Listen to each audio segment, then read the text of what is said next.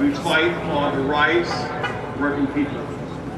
We fight to rebuild our nation, bottom up, not just top down.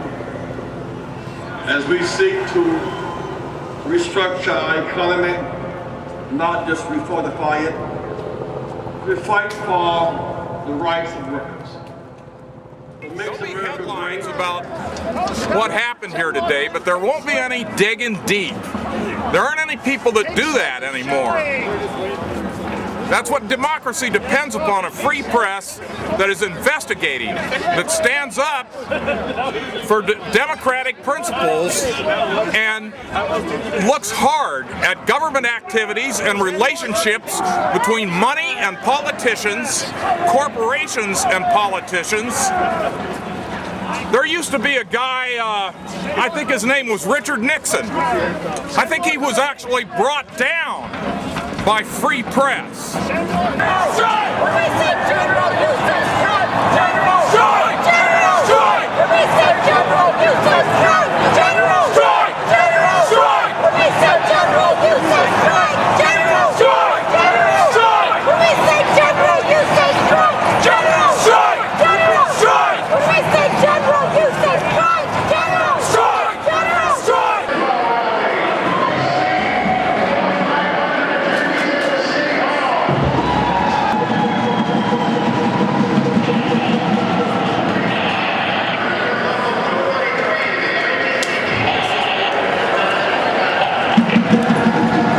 I think the only thing that's going to stop Walker is a recall. I think we should recall all the Republicans that are voting with him, and that's all there is to it. It's the only way it's going to stop. I want to say too is that people who say, I pay your pension, well, I pay yours too because I buy products. So if you work for Xcel Energy or for 3M, I go to 3M, I buy your products, I buy my power from Xcel Energy, and I pay your pension as well. So don't forget that.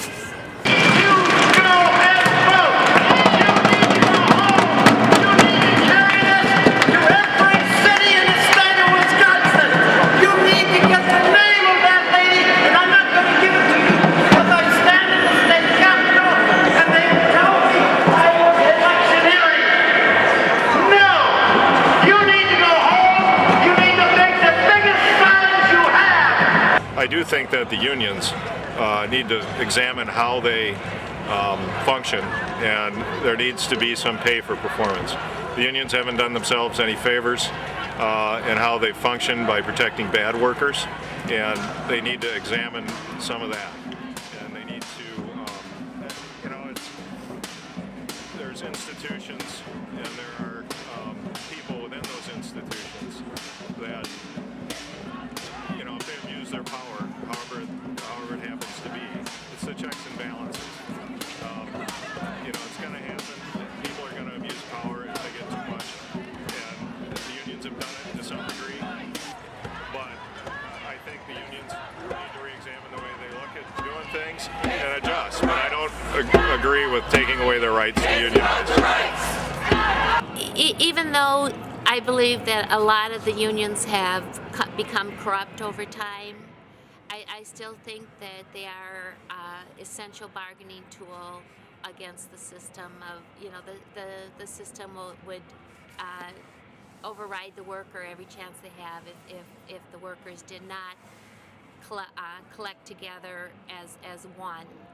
And that is, if I had to sum up everything I believe is, we have to stop this mentality of it's us against them. We're all one. We're all one people.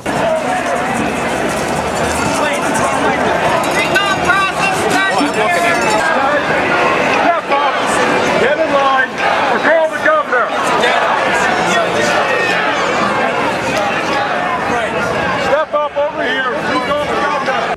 Governor Walker realizes that if we're going to give less money to the cities or counties or schools and not have them raise property taxes, those units of government have to find a way to spend less money.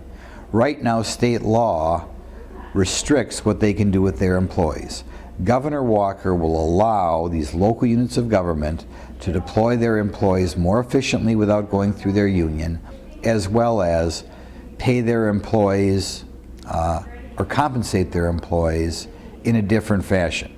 Force their employees to pay more for their health insurance, or perhaps go for a cheaper health insurance plan.